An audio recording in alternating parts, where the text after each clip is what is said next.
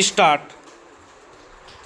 महोदय, आदरणीय सदस्य कहते हैं कि 1962 व 1967 के बीच लगभग 32 लाख रोजगार के अवसर पैदा किए गए, जबकि मेरे समय में 4 वर्षों के दौरान कुल 4 लाख ही ऐसे अवसर पैदा हुए।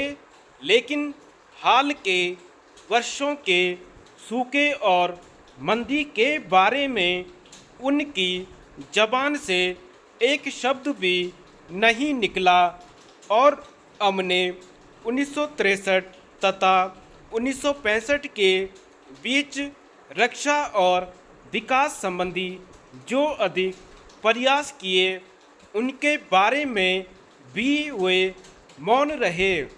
इतिहास का इस प्रकार टुकड़े टुकड़े उपयोग उस व्यक्ति की शोभा नहीं देता जो अपने आप को बौद्धिक और सांस्कृतिक स्वातंत्र्य का समर्थक बतलाना चाहता है। श्री मेहता और अधिक अच्छा बजट चाहते थे।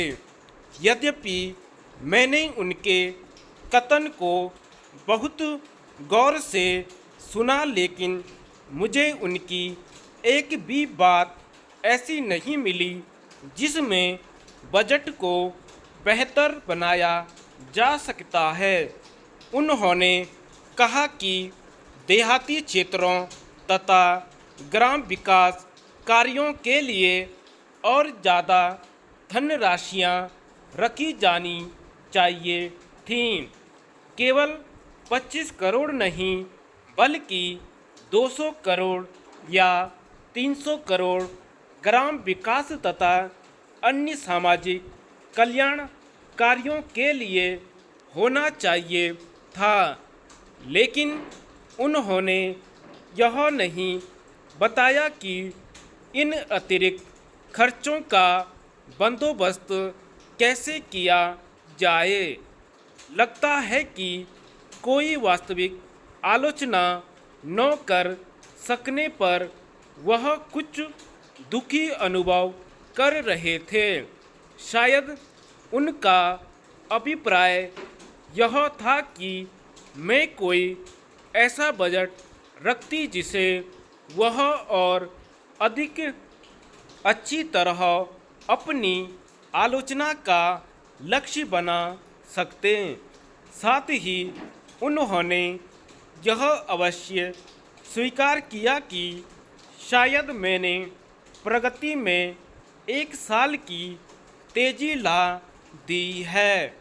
मैं समझती हूँ कि प्रगति को प्राय 1 वर्ष के लिए भी बढ़ा देना कोई कम महत्व की उपलब्धि नहीं है और मैं इसे अपनी सराहना के रूप में लेती हूँ। मैं बिना झिझके कहना चाहूँगी कि यह वित्तीय मंदी का सिलसिला तोड़ने का एक प्रयास है और अगर मुझसे कोई पूछे कि बजट की एकमात्र सबसे प्रमुख विशेषता क्या है तो मैं इसे ही बताऊंगी।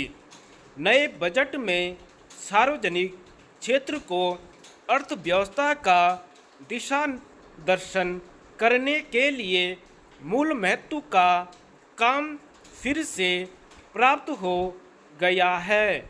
1964-65 से हमें सार्वजनिक क्षेत्र के कार्यक्रमों में काफ़ी कटौतियाँ करनी पड़ी थीं।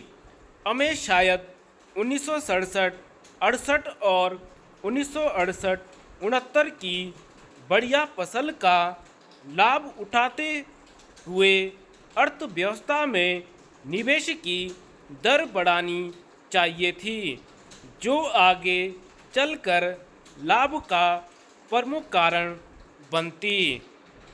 धन्यवाद।